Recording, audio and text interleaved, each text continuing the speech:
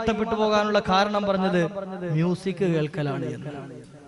വാദ്യോപകരണങ്ങളുടെ അകമ്പടിയോടുകൂടിയുള്ള പാട്ട് കേൾക്കുക കൽബ് മരവിച്ചു പോകാൻ, കാഠിന്യമാകാൻ കാരണമായി തീരുമെന്ന് മുഹമ്മദുർ റസൂലുള്ളാഹി സ്വല്ലല്ലാഹു അലൈഹി വസല്ലം. മദ്ഹ് ഗാനങ്ങൾ കേൾക്കുന്നതിനെ പറ്റിയല്ല പറയുന്നത്.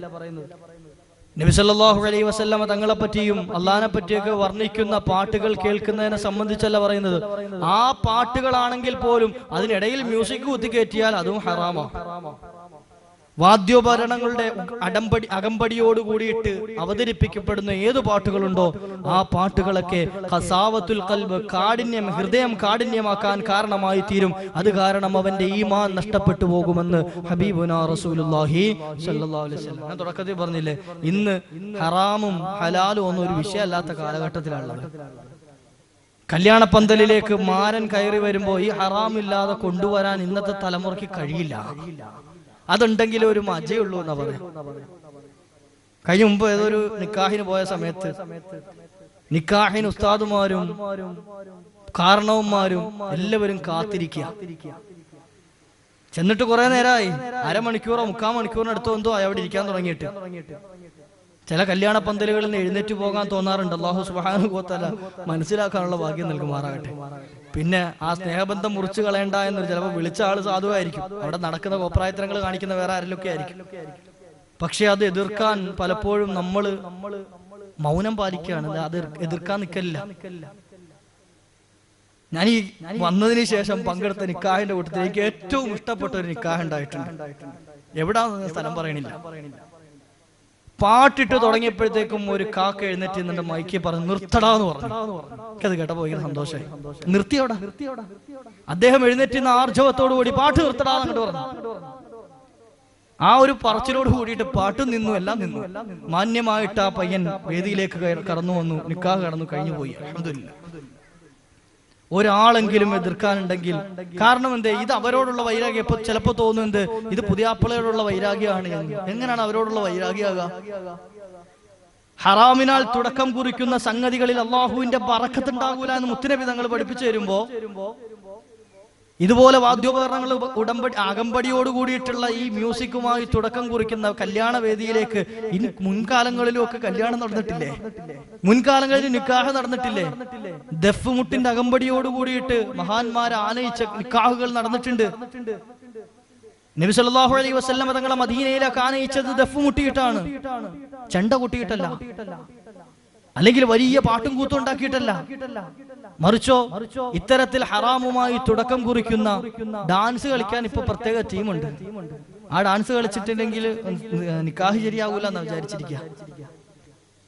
ഞാൻ ഇത് അവരെ കുറ്റം പറയാനോ അല്ലെങ്കിൽ അവരോട് വൈരാഗ്യമുള്ളതുകൊണ്ടൊന്നല്ലേ പറയുന്നത്. എന്റെ മകന്റെ, മകളുടെ, ചെറുമകന്റെ, ചെറുമകളുടെ, അല്ലെങ്കിൽ യുവാക്കൾ തന്നെ ചിന്തിക്കുക, ഞാൻ എന്റെ നിക്കാഹ് കർമ്മം എനിക്ക് അല്ലാഹു സുബ്ഹാനഹു വ തആല ഈ ഭൂമിയിൽ എന്റെ ഒരു പുതിയ ജീവിതത്തിന് വഴിത്തിരിവാകുന്ന ഏറ്റവും സുന്ദരമായ ഒരു കർമ്മത്തിലേക്ക് ഞാൻ പ്രവേശിക്കുമ്പോൾ ഒരു ഹറാമും കൊണ്ട് കടന്നു എന്നാൽ എന്റെ മക്കളും ആ ഹറാമിലായിട്ടല്ലേ വരിക? ആ ഹറാമിലൂടെ തുടങ്ങിയ ബന്ധത്തിലല്ലേ എന്റെ മക്കൾ വരുന്നത്? എന്റെ ഭാര്യയെ ഞാൻ എന്റെ ഇണയായി എന്റെ മരണം വരെ എന്റെ കൂടെ ജീവിക്കാൻ തെരഞ്ഞെടുത്ത ഇണയെ എന്റെ ജീവിത പങ്കാളിയായി ചേർക്കുന്ന ആ നിമിഷം ഒരു ഹറാമുമായിട്ടല്ലേ ഞാൻ തുടങ്ങുന്നത്? ഇങ്ങനെ ഒരു യുവാവ് ചിന്തിച്ചു കഴിഞ്ഞാൽ തീരാവുന്ന പ്രശ്നമേ നമ്മുടെ നാട്ടിലുള്ളൂ. പക്ഷേ അവിടെയാണ് ഞാൻ തുടക്കത്തിൽ പറഞ്ഞത്, എന്ത് നല്ലത് ചെയ്യാൻ, നല്ലതിനെ പിൻപറ്റാൻ നമ്മൾ പിൻപന്തിയിലാണ്, അത് മുന്നോട്ട് വരൂല. പരിശുദ്ധ ഖുർആൻ പറഞ്ഞ വസാബിഖൂന സാബിഖൂന, മുന്നിട്ടിറങ്ങി ഇത്തരത്തിലുള്ള നന്മകൾക്ക് വേണ്ടി മുന്നോട്ട് വരുന്ന ആളുകൾ നാളെ സ്വർഗത്തിലും മുൻപന്തിയിലേക്ക് അവരുണ്ടാകും. അള്ളാഹു അത്തരത്തിൽ നമ്മുടെ യുവാക്കളെയൊക്കെ കബൂലാക്കുമാറാകട്ടെ, നമ്മളെയും ചേർത്ത് തരുമാറാകട്ടെ. ഹറാമായ മ്യൂസിക്കുകൾ കേൾക്കൽ നമ്മുടെ ഈമാൻ നഷ്ടപ്പെട്ടു പോകാൻ കാരണമായി തീരുമെന്ന് മഹാന്മാർ പറയാ. അതുപോലെ പരദൂഷണം പറയുക, ആളുകൾക്ക് ഇഷ്ടമില്ലാത്തത് പറയുക, തിന്മകളെ ചെറുതായി കണക്കാക്കുക, തിന്മകളെ എന്താകുക, നിസാരമാക്കി കാണാം. ഇന്ന് നമ്മൾ കാണുന്ന ഏറ്റവും വലിയൊരു അബദ്ധമാണിത്. നന്മകളെ ചെറുതാക്കുന്നതൊക്കെ, അതോടൊപ്പം തന്നെ ഇത്രയുമല്ലേ ഉള്ളൂ എന്ന് കരുതിയിട്ട് തിന്മ ചെയ്യുക. അള്ളാഹു പുറത്തു തരും എന്ന് ധരിച്ചുകൊണ്ട് തെറ്റു ചെയ്യൽ അള്ളാഹുവിന്റെ കോപത്തിനിടയാക്കി തീർക്കുമെന്ന് മഹാന്മാര് പറഞ്ഞു തരികയാണ്. അള്ളാഹു എനിക്ക് പുറത്തു തരും. ചിലർക്ക് അങ്ങനെ ധാരണയുണ്ട്, അല്ലാഹ് അല്ലാതെ ആരാടോ എനിക്ക് പുറത്തു തരാന്നുള്ള ചിന്തയുള്ളത് കൊണ്ട് തെറ്റ് ചെയ്യുക, എന്നിട്ട് അള്ളാഹിനോട് പുറത്ത് ചോദിച്ചാൽ മതിയല്ലോ.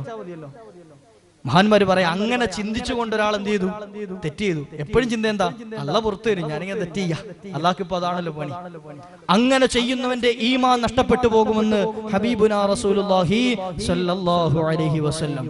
ഇവിടെയൊക്കെയാണ് നമ്മൾ വിവേകത്തോടു കൂടി പെരുമാറേണ്ടത്. നമ്മുടെ എല്ലാ മേഖലകളും അത്തരത്തിലാക്കി തീർക്കണം.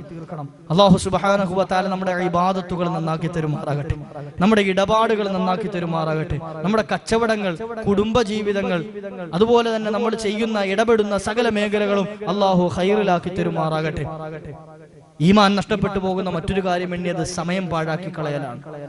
സൊറ പറഞ്ഞിരുന്ന് കളയുന്ന സമയങ്ങൾ, റീൽസ് കണ്ട് കളഞ്ഞു തീർക്കുന്ന സമയങ്ങൾ, യൂട്യൂബിലും ഫേസ്ബുക്കിലുമായി കളഞ്ഞു തീർക്കുന്ന സമയങ്ങൾ, അതുപോലെ തന്നെ ഒരു ആവശ്യവുമില്ലാതെ എന്തെന്നില്ലാതെ കളഞ്ഞു പോകുന്ന സമയം. ഞാൻ പറയട്ടെ, ഈ ഒരുമിച്ച് കൂടിയിരിക്കുന്ന മുഅ്മിൻ നിങ്ങൾ എത്ര വലിയ ഭാഗ്യവാന്മാരായിരിക്കും.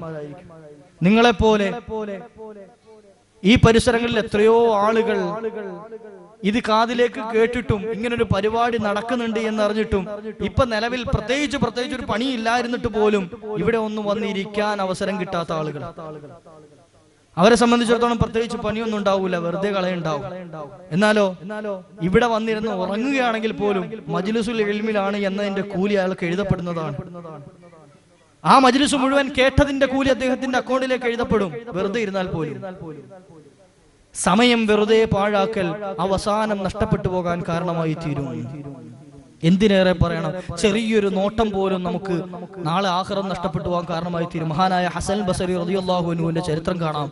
അവിടുന്ന് ഒരിക്കൽ ഹജ്ജിന് പോകുന്ന സമയം പരിശുദ്ധ കഅബാലയത്തിന്റെ ഓരത്തിരുന്ന് ഒരു മനുഷ്യൻ പൊട്ടിക്കരയുകയാണ്, വല്ലാതെ കരയുകയാണ്. അദ്ദേഹം ദുആ ചെയ്യുന്നുണ്ട്, അല്ലാഹുവേ എന്റെ ആഖിബത്ത് നന്നാക്കി തരണേ അല്ലാ, എന്റെ ആഖിബത്ത് നന്നാക്കി തരണേ അല്ലാ, എന്റെ ആഖിബത്ത് നന്നാക്കി തരണേ അല്ലാ.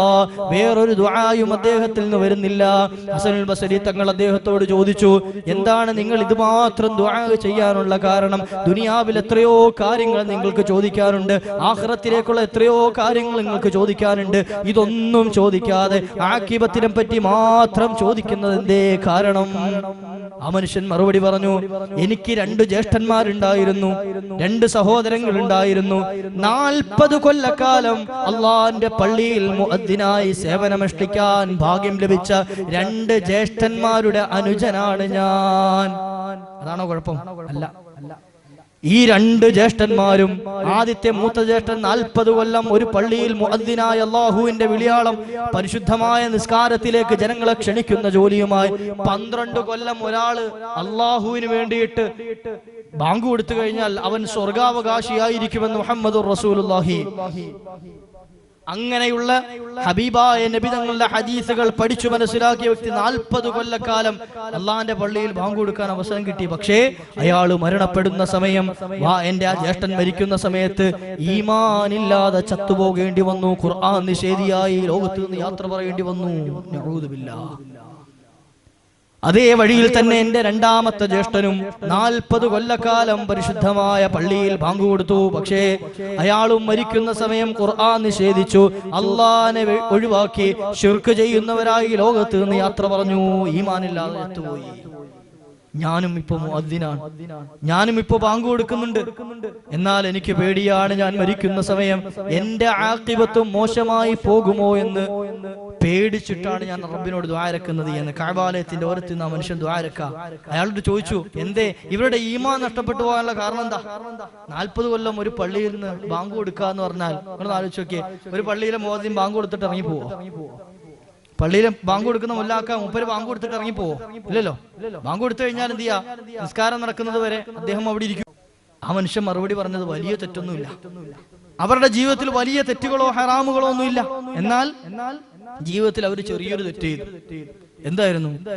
ഭംഗിയുള്ള ചെറിയ ആൺകുട്ടികളെയോ പെൺകുട്ടികളെയോ കണ്ടാൽ അവരിങ്ങനെ നോക്കി നിൽക്കും. അങ്ങനത്തെ ഒരു തെറ്റ് ചെയ്തിട്ടുണ്ട് എന്ന്. അതിപ്പോ വലിയൊരു സബഉൽ മൂബിഖാത്ത് ആയതുകൊണ്ടല്ല, അത് തെറ്റ് തന്നെയാണ്, അതും സൂക്ഷിക്കേണ്ട വിഷയം തന്നെയാണ്. പക്ഷേ ഭംഗിയുള്ള ആൺകുട്ടികളെയോ പെൺകുട്ടികളെയോ കണ്ടാൽ കണ്ണെടുക്കാതെ നോക്കിക്കൊണ്ട് നിൽക്കുമായിരുന്നു. ആ തെറ്റിന്റെ പേരിലാണ് 2 ആളുകളുടെയും ആഖിബത്ത് മോശമായി പോകാൻ കാരണമെന്ന് ഞാൻ വിചാരിക്കുന്നു. അല്ലാത്തൊരു തെറ്റും അവരുടെ ജീവിതത്തിൽ ഞാൻ കണ്ടിട്ടില്ല എന്ന് ആ മനുഷ്യൻ മറുപടി പറയുക.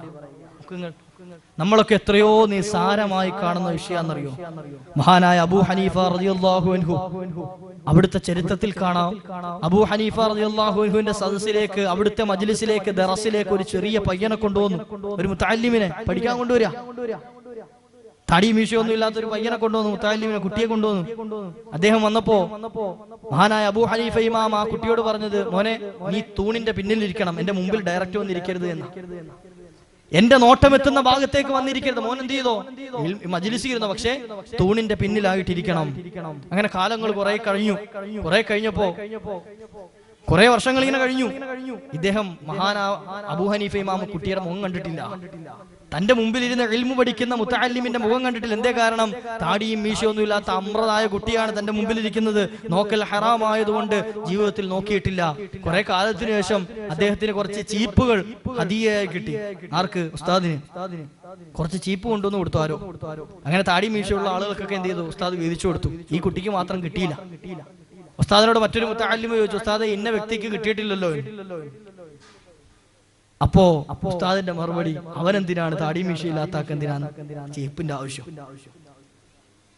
ആ മുത്തഅല്ലിം പറഞ്ഞ മറുപടി, ആ കുട്ടിക്ക് താടിയും മീശയും വന്നിട്ട് വർഷങ്ങളായിട്ടുണ്ട് ഉസ്താദേ എന്ന്. നോക്കുങ്ങൾ, തന്റെ മുമ്പിൽ ഇരുന്ന് ഇൽമു പഠിച്ച വ്യക്തി, ആ മകൻ, അവന് മീശ വന്നോ താടി വന്നോ എന്ന് പോലും നോക്കാൻ പറ്റാത്ത രൂപത്തിലേക്ക് മറയിലാക്കിയ ഒരു അമ്രതായതിന്റെ പേരിൽ അദ്ദേഹത്തെ മറച്ചിട്ട് അത്ര സൂക്ഷ്മതയിൽ ജീവിച്ച ആളാണ് മഹാനായ അബൂ ഹനീഫ റളിയല്ലാഹു അൻഹു. അവരൊക്കെ പോകേണ്ട സ്വർഗത്തിലേക്കാണ് നമുക്ക് പോകേണ്ട. അള്ളാഹു കാത്തുരക്ഷിക്കുമാറാകട്ടെ, നമ്മയും അവിടത്തോടൊപ്പം നാളെ ചേർത്ത് വരുമാറാകട്ടെ. ഇവിടെയാണ് ഈ 40 കൊല്ലക്കാലം പള്ളിയിൽ ബാങ്ക് കൊടുത്ത മുഅദ്ദിനായി സേവനമനുഷ്ഠിച്ച മനുഷ്യൻ ജീവിതത്തിൽ ചെറിയൊരു തെറ്റ്, നമ്മൾ നിസാരമെന്ന് തോന്നുന്ന ഒരു തെറ്റ് ചെയ്തതിന്റെ പേരിൽ ഈമാൻ നഷ്ടപ്പെട്ടു കളഞ്ഞു. ഈമാൻ നഷ്ടപ്പെട്ടു പോയി. അപ്പൊ ഈമാൻ നഷ്ടപ്പെട്ടു പോകാൻ വലിയ തെറ്റൊന്നും ചെയ്യണമെന്നില്ല. സബോൽ മൂബിക്കാത്ത് മൊത്തത്തിൽ ചെയ്യണമെന്നൊന്നുമില്ല. ഈമാൻ നഷ്ടപ്പെട്ടു പോകാൻ ഏതെങ്കിലും ചെറിയ തെറ്റ് മതി. പക്ഷേ ഏറ്റവും ഗൗരവമുള്ള വിഷയം എന്താ? ആ ചെയ്യുന്ന തെറ്റ് നിസാരമാണ് എന്ന് കരുതി ചെയ്തു കഴിഞ്ഞാൽ ഉറപ്പായും അവന്റെ ഈമാൻ നഷ്ടപ്പെട്ടു പോകുന്നതാണ് എന്ന് മഹാന്മാര് പറയുകയാണ്. അവസാനമായി 6ാമതായി എടുത്തു പറയുന്നൊരു വിഷയമുണ്ട്, അറിവ് തേടാതിരിക്കുക എന്നുള്ളത്. ഇവിടെ പറഞ്ഞു നിർത്തട്ടെ. അറിവ് തേടാതിരിക്കുക. എന്ത്?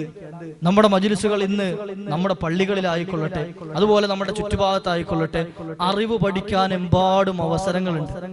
കഴിഞ്ഞൊരു സമുദായത്തെ പറ്റിയിട്ട് പരിശുദ്ധ ഖുർആൻ പറയുന്നുണ്ട്, വമാ കുന്നാ മുഅദ്ദിബീന ഹത്താ നബഅസ റസൂല. അറിവ് പകർന്നു കൊടുക്കുന്ന ഒരു മനുഷ്യൻ, ഒരു ദൂതൻ വരാത്ത ആളുകളിലേക്ക്, അങ്ങനെ എത്താത്തൊരു സമുദായത്തിലേക്ക് നമ്മുടെ ശിക്ഷ ഉണ്ടാവുകയില്ല എന്ന് പരിശുദ്ധ ഖുർആൻ പറയുന്നുണ്ട്.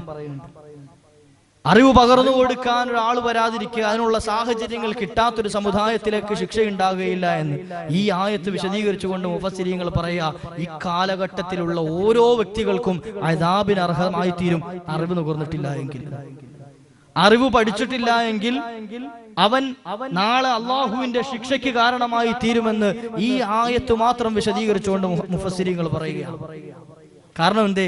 ഹബീബായ റസൂലുള്ളാഹി സ്വല്ലല്ലാഹു അലൈഹി വസല്ലമ തങ്ങൾ 23 വർഷക്കാലത്തെ അധ്യാപനം നടത്തിയിട്ടുണ്ട്. 1.25 ലക്ഷത്തോളം വരുന്ന മഹാന്മാരായ സ്വഹാബത്തെ കിറാം റളിയല്ലാഹു അൻഹു ലോകത്തിന്റെ നാനാഭാഗങ്ങളിൽ ഇതേപോലെ വർഷക്കണക്കിന് കാലം ദീൻ പഠിപ്പിച്ചു വന്നിട്ടുണ്ട്. അവരിൽ നിന്ന് പഠിച്ച താബിഈങ്ങളും തബഉ താബിഈങ്ങളും സാലിഹീങ്ങളായ ഇമ്മത്തുകളും ഇക്കാലം അത്രയും വന്ന ഉസ്താദുമാരിൽ നിന്നും പരിശുദ്ധ ദീൻ പ്രചരിപ്പിക്കപ്പെട്ടുകൊണ്ടേയിരിക്കുകയാണ്.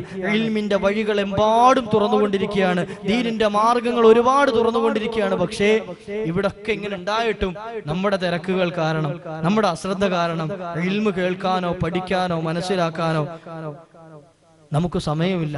ഇങ്ങനെ അറിവ് തേടാതിരിക്കുക എന്നുള്ളത് ഈമാൻ നഷ്ടപ്പെട്ടു പോകാൻ കാരണമായി തീർന്നേക്കാം. അല്ലാഹു സുബ്ഹാനഹു വ തആല നാഫിയായ ഇൽമു നമുക്കൊക്കെ നൽകി അനുഗ്രഹിക്കുമാറാകട്ടെ. ഫർളിൻ കുളിയുടെ നിയ്യത്ത് എന്താണെന്ന് പോലും അറിയാത്ത ആളുകളെ എനിക്ക് പരിചയമുണ്ടായിരുന്നു. ആലോചിച്ച്, ഞാനൊരു സദസ്സിൽ ഇങ്ങനെ ക്ലാസ് എടുത്തുകൊണ്ടിരിക്കുന്നതിനിടയ്ക്ക് കുളിയുടെ വിഷയം, ഫർളായ കുളിയുടെ വിഷയം പറയുമ്പോ നിയ്യത്ത് വെക്കണോന്ന് പറഞ്ഞു. അപ്പൊ എന്റെ അടുത്തൊരു സഹോദരൻ ചോദിച്ചു, ഉസ്താദേ കുളിക്കൊക്കെ നിയ്യത്ത് വെക്കുമോ? നിസ്കാരത്തിലൊക്കെ നിയ്യത്ത് വെക്കും, മുസല്ലി ഫർളുൽ ദുഹരി, ഇതുപോലെ കുളിക്ക് എന്തെങ്കിലും നിയ്യത്ത് വെക്കുമോ? അദ്ദേഹത്തിന് അറിയാത്തത് കൊണ്ട് ചോദിച്ചതാണ്, അറിവില്ലാത്തത് കൊണ്ട് ചോദിച്ചതാണ്. 40-40 വയസ്സിന് മുകളിലുണ്ട്, അദ്ദേഹത്തിന് മക്കളുണ്ട്, ഭാര്യയുണ്ട്. എത്രയോ തവണ ജനാപത്തുകാരനായിട്ടുണ്ടാവും. ഈ കാലം അത്രയും അദ്ദേഹം കുളിച്ച കുളി അത് നിയ്യത്ത് വെക്കാതെ കൃത്യമായി ഷർത്തും പുറത്തൊന്നും ശ്രദ്ധിക്കാതെയാണ് കുളിച്ചത് എങ്കിൽ ആ ഇബാദത്തുകളിലൊക്കെ അവസ്ഥ ആലോചിച്ച് നോക്കി. ആ പള്ളിയിൽ ഇരുന്ന ഇരുത്തങ്ങളുടെ അവസ്ഥ ഒന്ന് ആലോചിച്ച് നോക്കി. അദ്ദേഹം ചെയ്ത സുജൂദുകളുടെ അവസ്ഥ ഒന്ന് ആലോചിച്ച് നോക്കി. ഖുർആൻ പാരായണങ്ങളുടെ അവസ്ഥ ഒന്ന് ആലോചിച്ച് നോക്കി. ഇത് എന്റെയും നിങ്ങളുടെയൊക്കെ ഉള്ളിലേക്ക് ഒരു ചിന്ത ഇട്ടുതരാൻ വേണ്ടി ഓർമ്മപ്പെടുത്തിയെന്നേ ഉള്ളൂ. അദ്ദേഹത്തെ അള്ളാഹു പുറത്തു കൊടുക്കുമാറാട്ടെ, അറിവില്ലാത്തത് കൊണ്ടല്ലേ. എന്നാൽ അറിവില്ലായ്മ ഒരു അലങ്കാരമായി കൊണ്ടുനടക്കാൻ പാടില്ല. മയ്യത്ത് കൊണ്ടുവച്ചിട്ട് പള്ളിയിലെ ഖത്തീബ് പറയും, എന്ത് മയ്യത്ത് നിസ്കാരത്തിന്റെ ഫർളുകൾ പറയുന്ന കൂട്ടത്തിൽ ഒന്നാമത്തെ തക്ബീറിന് ശേഷം ഇന്നത് ചെല്ലണം, രണ്ടാമത്തെ തക്ബീറിന് ശേഷം ഇന്നത് ചെയ്യണം, മൂന്നാമത്തെ തക്ബീറിന് ശേഷം മയ്യത്തിന് വേണ്ടിയുള്ള ദുആ ചെയ്യണം.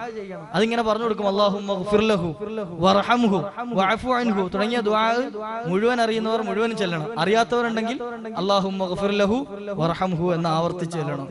അപ്പൊ നമുക്കൊക്കെ ആശ്വാസം, അൽഹംദുലില്ലാഹ്. അറിയാത്തവർക്ക് ചെല്ലാനുള്ള വകുപ്പുണ്ടല്ലോ. നമ്മളെക്കാൾ വലിയ മടിയം വേറെ ആരാ ഉള്ളത്? അറിയാത്തവരുടെ കാര്യം പറഞ്ഞു കേട്ടോ. എന്നാലും ചിന്തിക്കണ്ടേ, ഞാനത് പഠിച്ചെടുക്കണമെന്ന്. ഇത് പഠിക്കേണ്ടതല്ലേ? നാളെ എന്റെ വാപ്പ മരിച്ചു കിടക്കുമ്പോ, ഞാൻ ഇമാമത്ത് നിൽക്കുമ്പോ, ഈ ഇൽമ് ഇല്ലാത്തതിന്റെ പേരിൽ, അറിവില്ലാത്തതിന്റെ പേരിൽ അവിടെ നിന്നിട്ട് ദുആ ഇറക്കാൻ അറിയാതെ മേലോട്ട് നോക്കിക്കേണ്ട അവസ്ഥ വന്നാൽ ആ കിടക്കുന്ന വാപ്പായോട് നമുക്കൊരു മഹബത്തില്ലേ, ഒരു ഉത്തരവാദിത്വം ഇല്ലേ?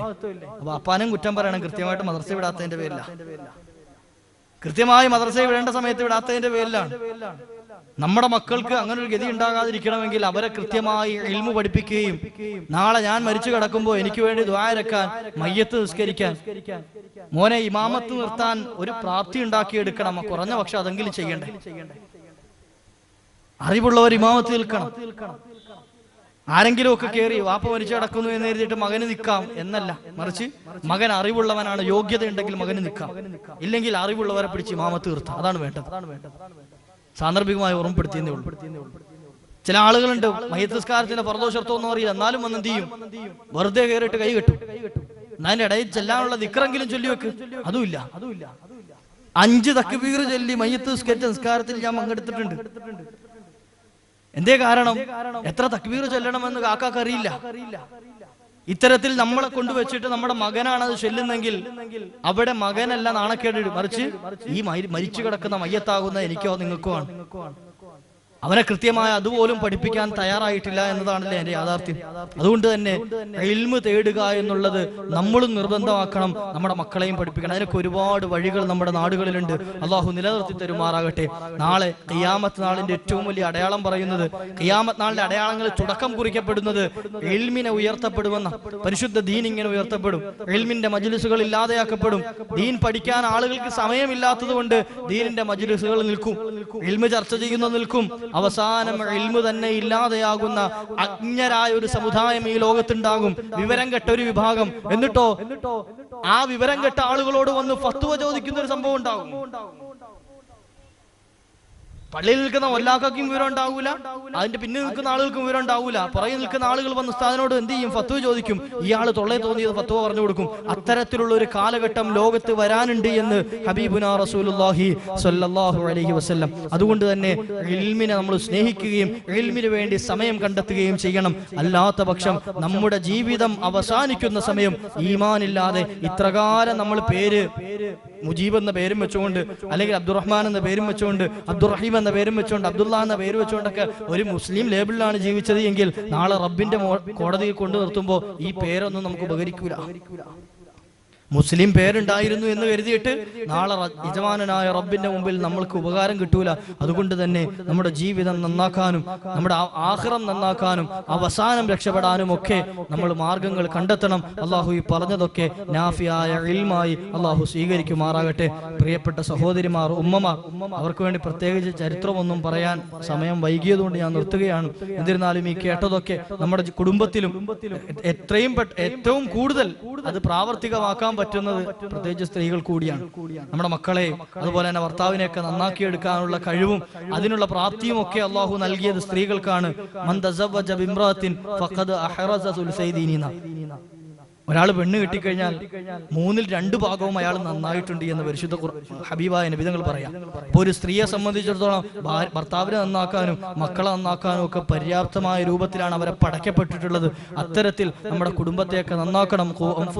അഹ്ലീകും നാറ, നമ്മയും നമ്മുടെ കുടുംബത്തെയും നരകത്തിന്റെ വിറകുകൊള്ളികളാകുന്നതിനെ തൊട്ട് നിങ്ങൾ കാത്തുരക്ഷിക്കണേ എന്ന പരിശുദ്ധ ഖുർആൻ നമ്മൾ എപ്പോഴും ഓർക്കണം. അല്ലാഹു സുബ്ഹാനഹു വ തആല ഈ മജ്ലിസ് അതിന് സബബാക്കി തരുമാറാകട്ടെ.